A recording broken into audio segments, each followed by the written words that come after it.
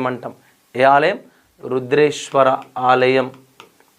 రుద్రేశ్వర ఆలయాన్ని నిర్మించాడు. దీన్నే మనం 1000 పిల్లర్స్ టెంపుల్ అంటున్నాం. మరి ఇప్పుడు ఉందా ఈ రుద్రేశ్వర ఆలయం అంటే? వాస్తవానికి ఇక్కడున్నటువంటి ఆలయం ఉంది, కానీ దాని ఎదురుగా ఉన్నటువంటి మండపం లేదు. మండపం అనేది లేదు. ఎటుపోయింది మండపం?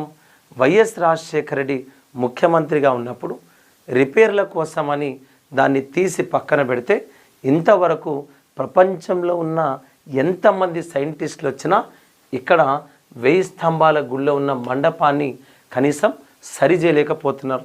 ఇటీవల కేంద్ర మంత్రిగా ప్రమాణ స్వీకారం చేసినటువంటి కిషన్ రెడ్డి కూడా ఈ రుద్రేశ్వర ఆలయాన్ని 1000 పిల్లర్స్ టెంపుల్ని సందర్శించి ఎంత త్వరగా అయితే అంత తొందరగా ఈ 1000 స్తంభాల గుడిలోని మండపాన్ని పునర్నిర్మించాలని పేర్కొనడం జరిగింది. కానీ ఇప్పటి వరకు